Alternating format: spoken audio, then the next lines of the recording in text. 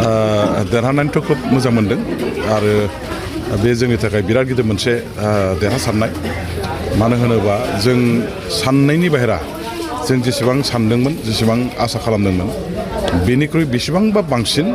दिनैहाय बिपिएफ हान्जाखौ बिटिसि ओनसोलनि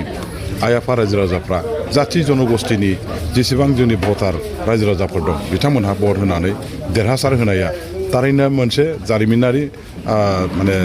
जाफुंसारनाय मोनसे बिसायख'थिनि दावहा होननानै आं बेखौ बुंनो सानो दिनै बिपिएफ हान्जानि फारसे बिटिसि ओनसोलनि रायजो राजाफ्रा जोबथानाय गैयै मोनसे बिसास आरो आस्थाखौ नैबे बिसायख'थिनि गेजेरजों फोरमायदों मोनसे बाथ्राखौ रोखा जोङो बेखौ मिथिनो हाबाय जे नंखाय फाला माखासे बाथ्राजों रायजो राजाफोरखौ थगायनायनि राजनिति खालामोबा बे राजनितिया गोबाव समनि थाङा रायजो राजाफोरनि गोसोखौ जै खालामनो रायजो राजाफोरनि साननाय हनायजों गोरोबनाय जोङो जुदि बिथांखि लानानै खामानि मावाबा राजनितिया गुसुं समावनो जोबनोबो हागौ आरो बिनिनो फोरमानखौ दिनै जों नुदों मानो होनोबा जायफ्रा दिनै बिसायख'थि गेलेखानानै थांनाय 5 बोसोराव बिटिसिआव बिथांमोनहा खुंथाय गोहोआव दंमोन बिथांमोनहा जेरैबायदि माखासे बाथ्रा खोथाफोर होदोंमोन बेफोर बाथ्रा खोथा रायजो राजाफोरनि सिगाङाव होनायफोरखौ मोनसेबो जाफुंसार जाहोनो हायैयाव मोनसेबो फालिनो हायैयाव रायजो राजाफ्रा बिथांमोननि पक्षे खुद्रिनाय फैदों बिथांमोनखौ मोनसे गाज्रि मोननाया फैदों बे खारनावनो दिनैनि बे बिसायख'थियाव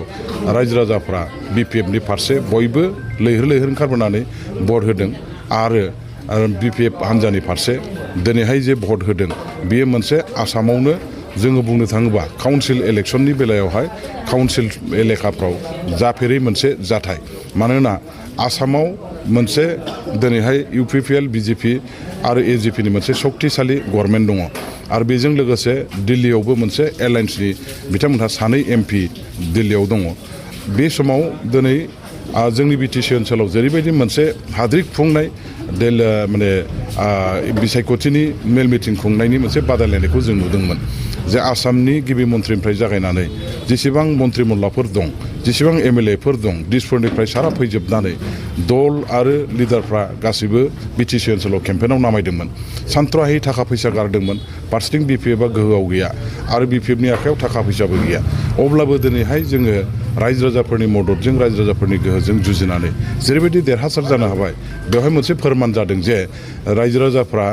थाखा फैसा जेसेबांखि पावार सक्ति थाया मानो दिनैहाय बिटिसि ओनसोलाव बेफोर गासैखौबो फेजेनजोबनो हानाय बिथांमोननि खाथियाव सक्ति दङ आरो बिथांमोनहा दिनै बिपिएफजों जिहेतु गसंदों बे हिसाबै बिपिएफखौ फेजेननो हानायखौनो सक्ति दिनैहाय बिटिसि ओनसोलाव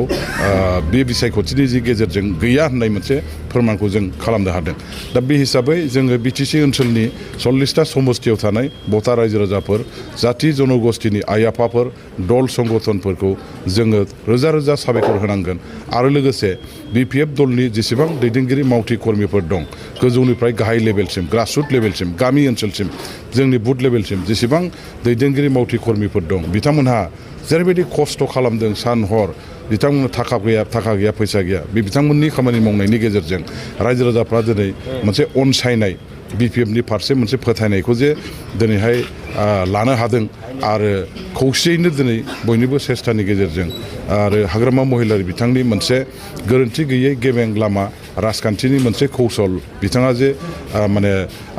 तैयार खालामनानै बिसायख'थियाव जुजिनो ओंखारदोंमोन बेवहाय दिनै जोंनि गासैबो खौसे गोहोजों जोंनि सिगाङाव थानाय बेसेबांबा गोहोगोरा हान्जाफोरखौ जों फेजेनजोबनो हादों आरो बेवहाय बिपिएफ दलनि मोनसे बिराद गिदिर देरहासारनाय मोनसे जाफुंसारनाय होननानै आं बेखौ रायजो राजाफोरनि बिटिसि ओनसोलनि जै जानाय आरो न्याय आरो माबाखौ मा होनो जायफ्रा सैथोखौ लानानै बिटिसि ओनसोलनि रायजो राजाफोरनि जानो खामानि मावदों बिथांमोननिनो देरहासारनाय होननानै आं बुंनो सानो सरकार बानायनायनि बागै जोंनि दलनि गेजेराव गुवारारि गेबेङै जों रायलायनानै लागोन बेनि उनावहाय सरकाराव जेखिनि माखासे नीति जेखिनि माखासे पलिसि जोङो बिटिसि ओनसोलाव मोनसे सुसासन लाबोनाय दुर्नीतिखौ होबथानाय जौगाखांनायनि खामानि मावनाय आरो जोंहा जे माखासे इलेक्शन मेनिफेस्ट'आव एबा बिनि बादैबो जों माखासे रायजोफोरनि सिगाङाव जे माखासे जबान जे होदों बेफोरखौ जोङो मोनफ्रोमबो जोंनि जबानफोरखौ मावफुंनो थाखाय जोङो प्रथम नाजागोन जाहाथे मोनसेबो कमिटमेन्टआ फेलें जाया आरो रायजोफोरनि आंखालफोरखौ रायजोफोरनि दाबि दावाफोरखौ खोनासंनानै मोनफ्रोमखौबो सुस्रांलांनायनि थाखाय समजों लोगोसे जोङो खामानि मावलांगोन आरो बिनि बागै सरकाराव फैनायनि उनाव जायफोर बिथांमोनहा सरकाराव बिबान मोनगोन बे बिथांमोननि सायाव सोनारगोन बिथांमोनहा सावरायगोन आरो बेनि थाखाय जों सिगां सरकारखौ बानायनो थाखाय लाहार फाहार खालामग्रोनांगोन जिहेतु इउपिपिएल दोलोआ दिनै मिजिंथिनाय बायदि देरहानासै आरो थागिबिबो बिथांमोना दिनै गाहायाव थानांसिगोन बिनि फारसे जे प्रमद बर'नि जिथु दा बेखौ आं एक्जाक्टलि माब्ला लागोन बेखौ बुंनो हाया जोङो पार्टियाव बेखौ रायलायगोन दिनैसोनि गेजेरावनो